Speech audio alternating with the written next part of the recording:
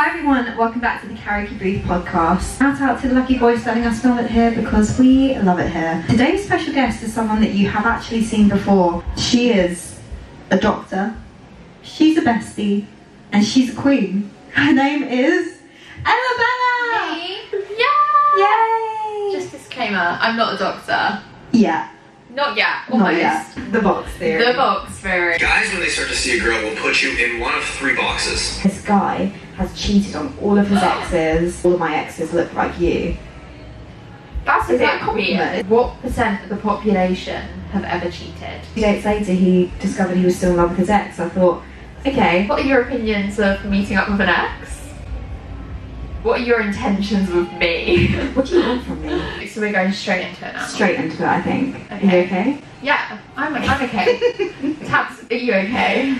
I think I'm okay. I think we need to catch up. It's been a long need to time. catch up. We're sober girlies today. Sober guys, you're having a DC and a can of water. And no water, which feels a little bit legal to have water in a can. You may have seen Ella Bella before from previous episodes. Ella is almost a doctor and she gave us some very, very good advice about actually healing from an actual broken heart in previous episodes. And she's back again today because she loves it. I absolutely love it. And I fact checked myself and I was right. Yeah, of course you were right. What song have you picked for the episode today? Oh my gosh, okay. Or do you have a couple? My first song that I picked is Rock DJ by Robbie Williams. This is a great one. It is an absolute banger. I don't wanna rock DJ. And the reason, partly why I picked it is because I was in a bar dancing with my friends the other day and some people didn't know Rock DJ and I was like, what? Shall we sing some songs? Oh yeah, let's sing some songs. Let's go.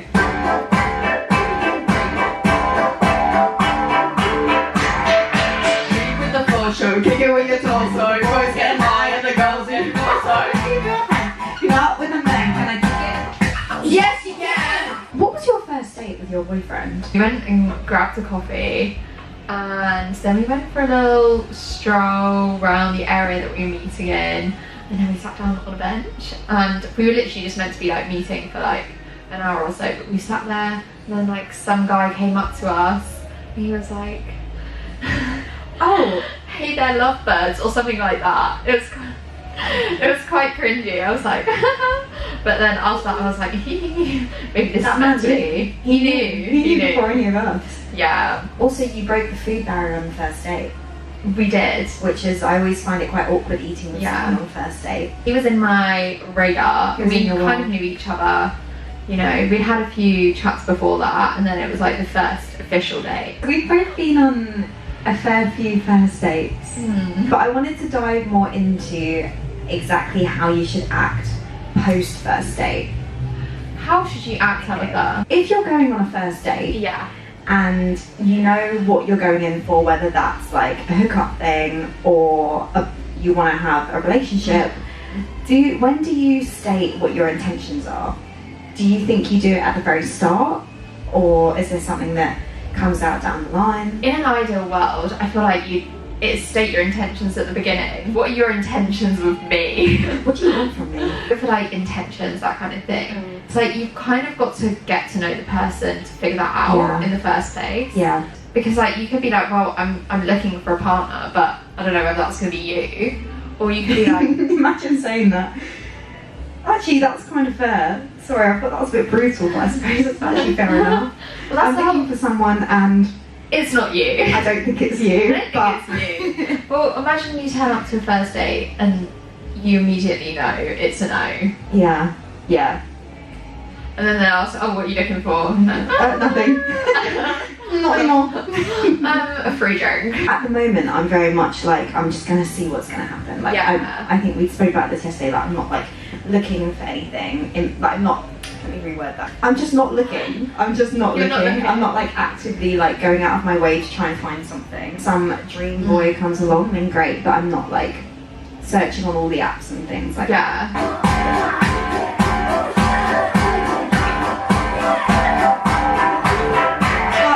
Singing in the class and no hair, no backstage passes. I'm a bit like a quiet polite, and I rock the mic, no, and you're with the wrong man.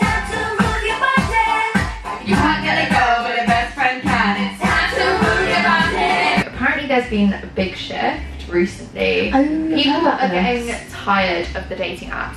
Not that I've been in a relationship almost 3 years now, so I wouldn't know. But I've heard lots of people are leaving the apps and like ditching them. Does that mean that people are actually meeting in real life then? I don't know. Because where are they? That's what I want to know. Oh. No, I'm joking. I'm joking. I I'm joking. I think that's true actually. Do you as well. think so? Yeah, I know that people pause it for ages as well. You can pause and replay. Sometimes I don't know exactly what, because I'm being so open-minded at the moment. I'm not sure what to expect, and my opinion of men right now is so low. The bar, you know, it's so low that my expectations are not high at all. So I'm not going to go in and be like, I want a boyfriend, because I know that I don't know what I'm trying to say. I don't want to go and say something like that, because then it's like I don't know what it's going to be down the line. I do think it can grow. Do you know what I mean? Plus, also, it's quite like vulnerable. Saying at the beginning, it's a bit full on. It's quite full on. I don't know how I felt. Like if somebody instantly was like, I'm looking for a relationship, like immediately. Although when I went into my relationship, I knew that that's what I was looking for. Yeah, I went on a few dates with someone. Mystery boy. 2 dates. Mystery boy one. Mystery boy number one. And I actually really respected, because we were sitting there having drinks, and he was like, I've done all of my like messing around for the past year or whatever it is. Like, I'm very much someone that will say straight up what they want. And I was a bit like, oh my gosh, like no one ever says that. And that was kind of quite attractive actually in that way. Like it wasn't said like really intensely. It was very much just like, this is the kind of thought process I'm in right now.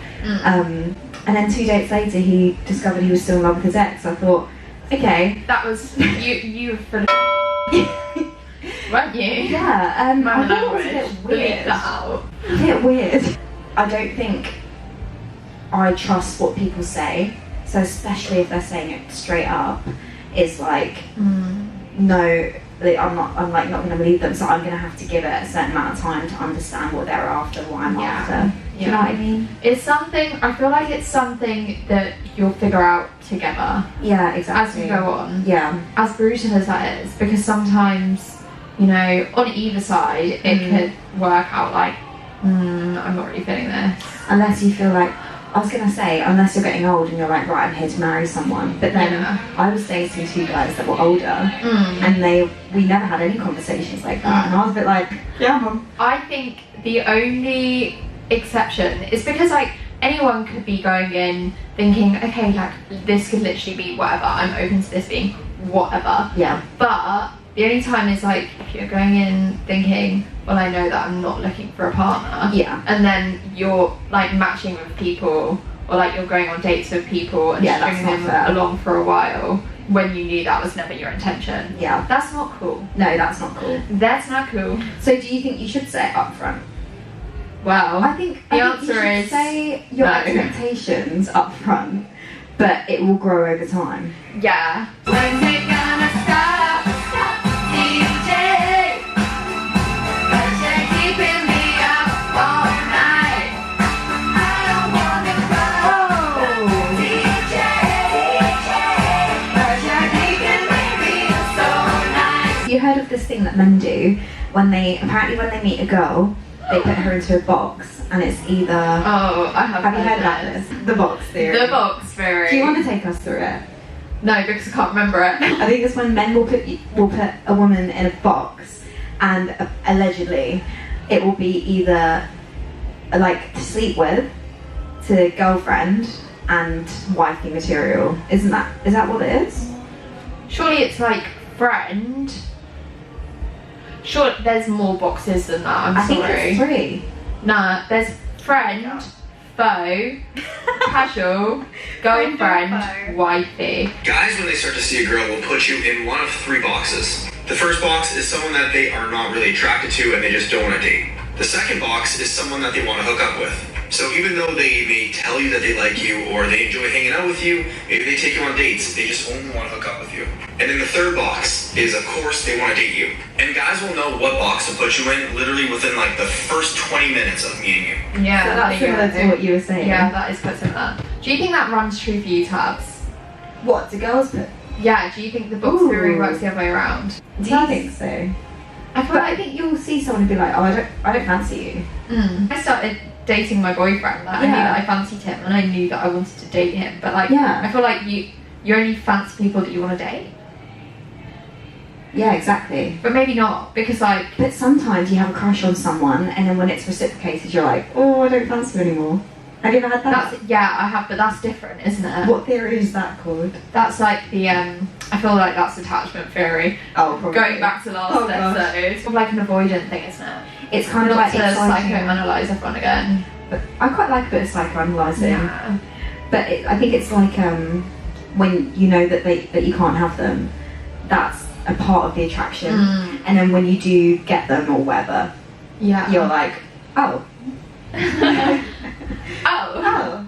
Now I don't fancy you anymore. Like, it's not as exciting anymore. The chase, that's it. Do you think the chase theory? Tabs just loves the chase. I love the chase. Do you?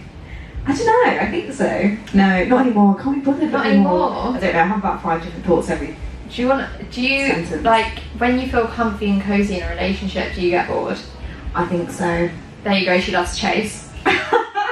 She's just psychoanalysed me.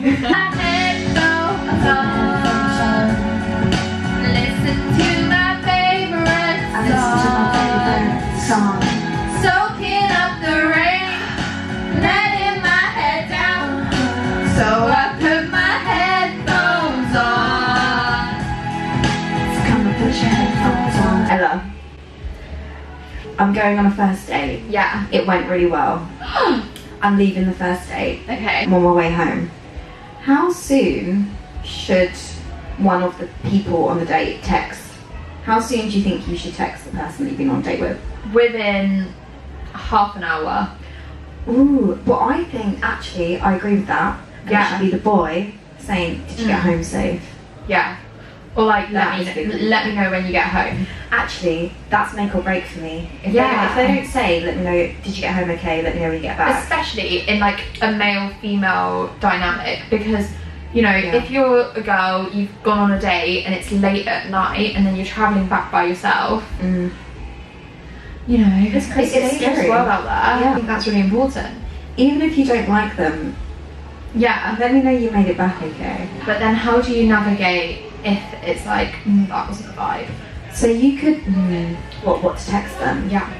Either you just leave a date and neither of you text, and it's just kind of like this common ground that you both know. Yeah. You both know that it's just like, it's not clicking. There's always someone who's interested and someone who's not.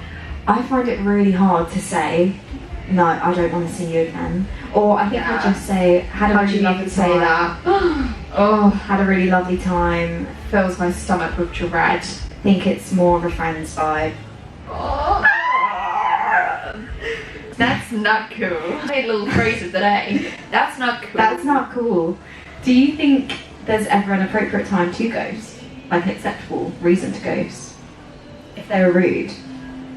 Yeah, if they're rude, absolutely. That kind of texting a little bit, but then you're like, oh, this is a bit awkward now. You could just not reply to them. Just kind of fades away. Just kind of fades out. It's like you're talking every day, and then you're talking every other day, and then it's once a week. And then it's like you don't, like at that point you don't, like, it depends how long you've been seeing each other. Talking first dates. Yeah, exactly. Yeah. If even after a first date, I was like, oh, I don't see this going anywhere, and then somebody's texting me, I'd be like, I kind of want to let you know, like, because I feel guilty. Like, I don't want to keep. Do you think you can say it to their face on a first date?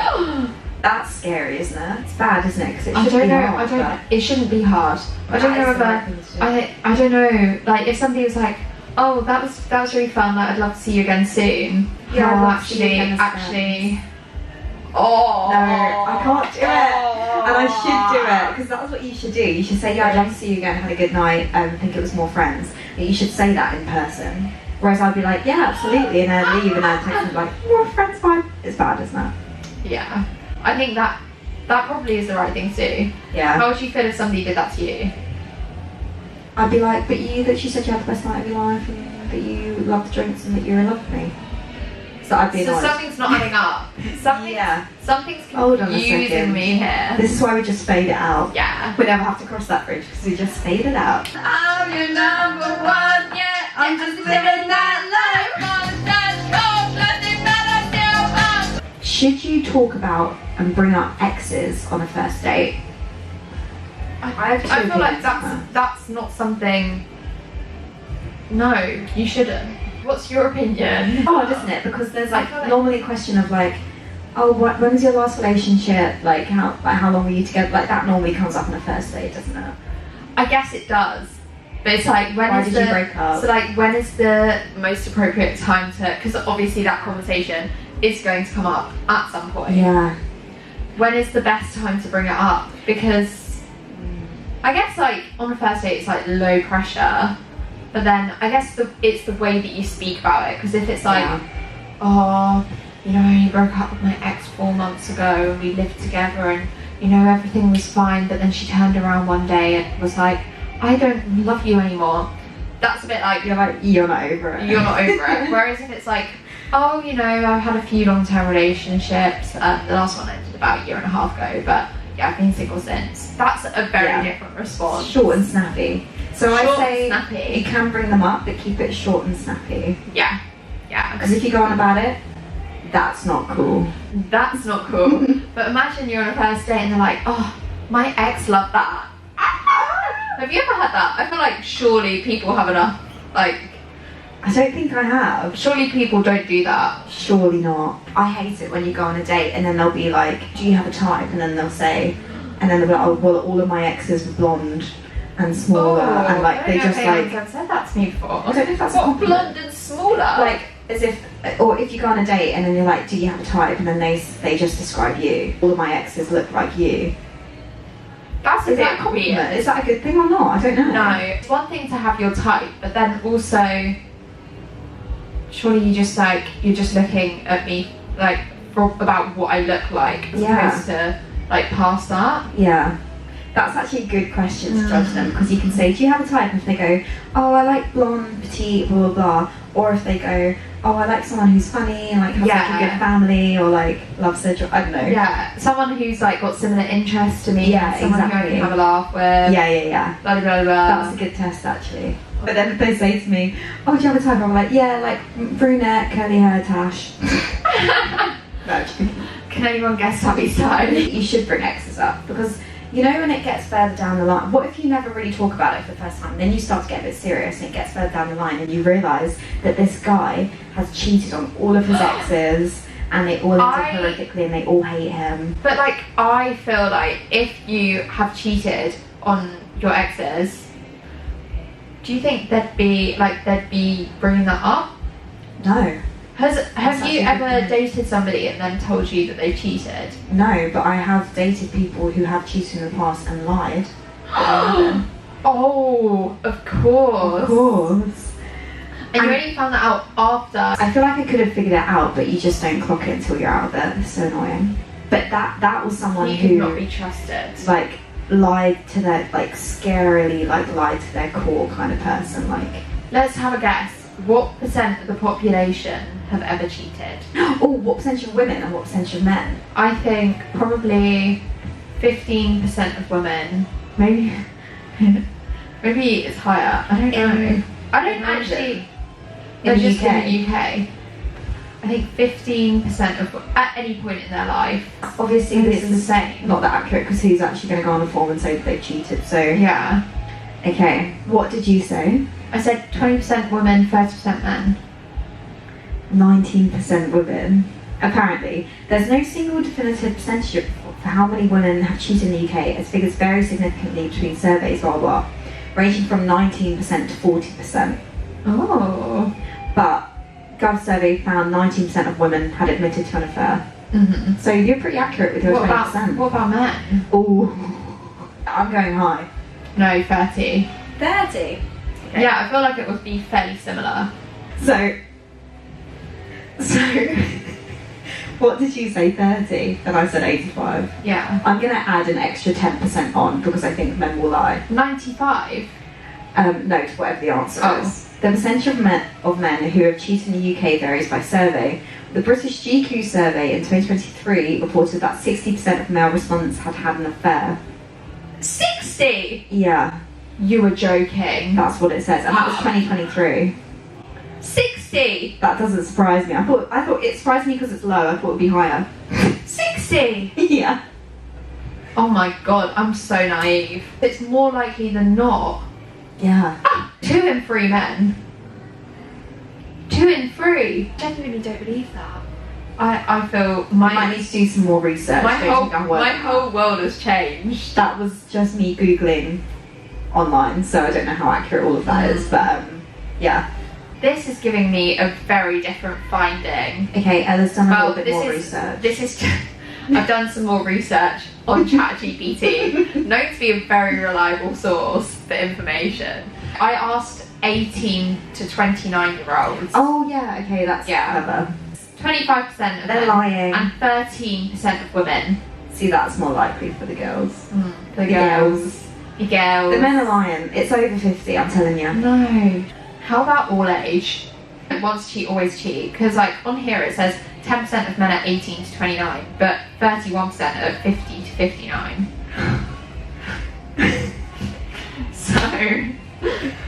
So there you go. That's not cool.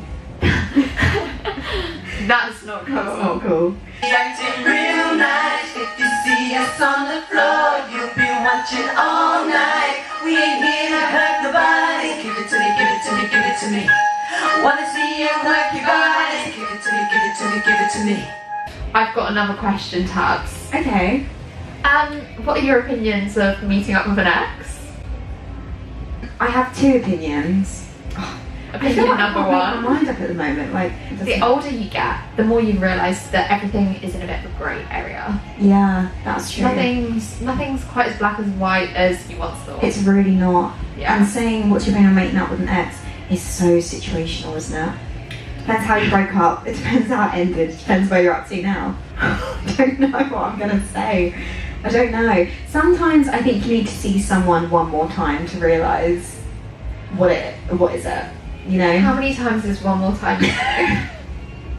That's my question. Now? Just asking One more time. Just asking, just in general. Just no reason. Generally speaking, an ex for a reason, isn't it? And you should always remember that. Your ex for a reason. Is closure a thing? No. Great. Well, no, I feel like closure is something you have to give to yourself. Yeah, it really Sorry, is. that was so cringy, but It closure really is something you have to give to yourself.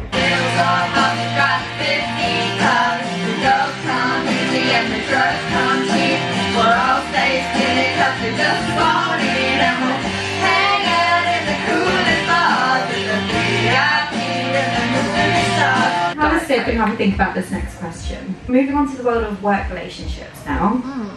Now, this is actually a good question for you because you and your boyfriend work in the same world. And how do you find that? We do work. Do you think that's a pro or a con? Honestly, for me, I find it pro. But I know for a lot of people, they might find it too much. I don't see it that way. I suppose you completely understand each other, Yeah. you know, if you're doing the same kind of thing. Exactly. It's nice because we can decompress, you know. We know what we're going through. We're doing exactly the same thing at the same point. Somebody the other day was talking about how seeing their partner at work gave them the ick. or might give them, maybe it was like they were saying it like randomly, but they were like, oh, if I saw my partner at work, it would give me the ick. Really? What do you think gives them the ick about it? Like seeing them all professional and... Yeah, like talking in a different tone. It's like, you know, you've got your work tone and your home tone. Hello, how can I help you? Hello, how can I help you? I feel like I have a work tone, or like, I feel like serious. I've got video tone as well, because doing this I feel like I'm talking slightly different to how I usually would. You're never getting to see the real me. You never see who we are. You know how some companies have policies where you can't date people in the same work, in the same company? What do you think about that? I can understand why they do it. I think it's more for like if you're working in a team, and then if it's like a corporate-y kind of team where say there was a breakup, God forbid, but it happens, and then it completely ruins the team dynamic and affects the business. It might get a bit gossipy and like, I'm not sure. People might treat you differently. People might. They might say, oh. They might say, oh, you're They're going together. What do you see in him? What do you see in her? Whoa! Yeah. That's nasty. Yeah, That's it might get nasty out there. I don't want it to get nasty. Nasty. That's nasty. Ooh.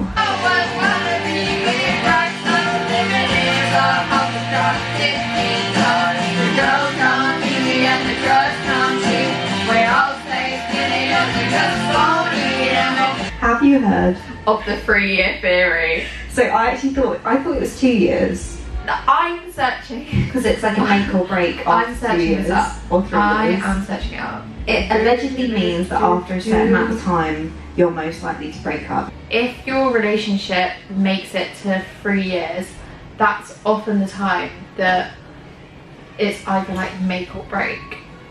And like either this is going to last a long time, further than 3 years, or you're going to break up. And why do you think that is? Because you've been together for a long time and then you're just like, this is it for me. It's scary, isn't it? Because surely you should know that at the beginning.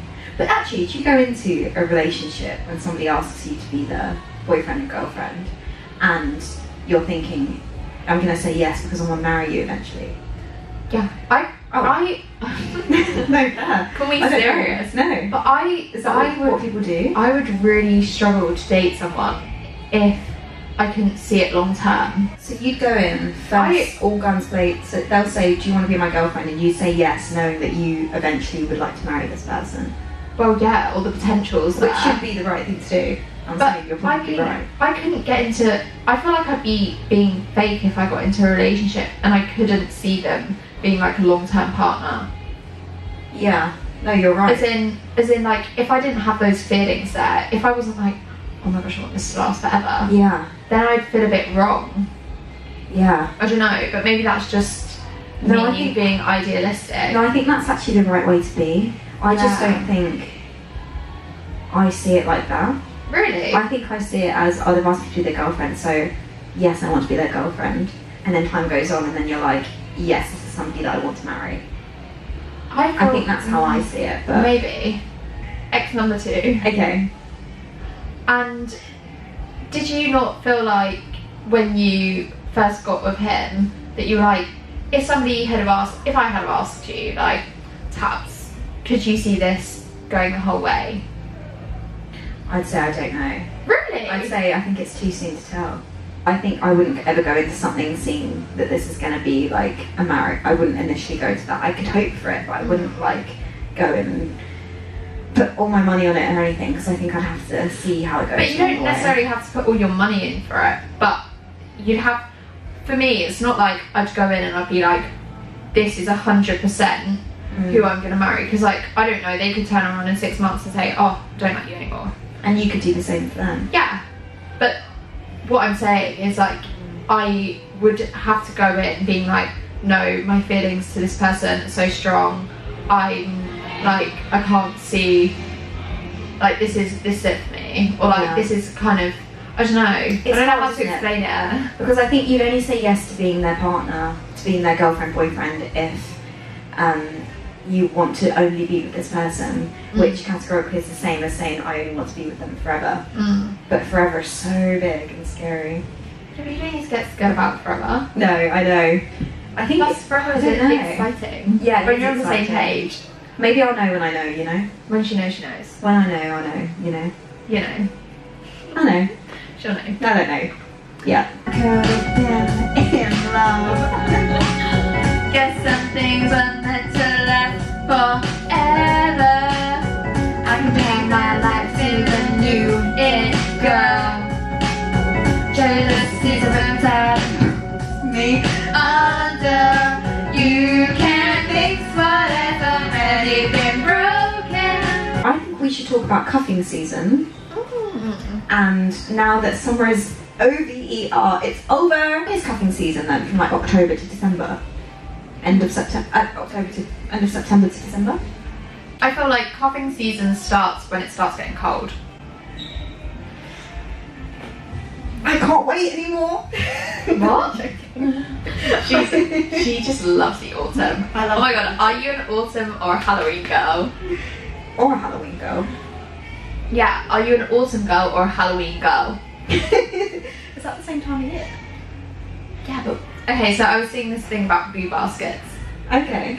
And the first thing, the girl was like, you first need to figure out if she's an autumn girl or a Halloween girl.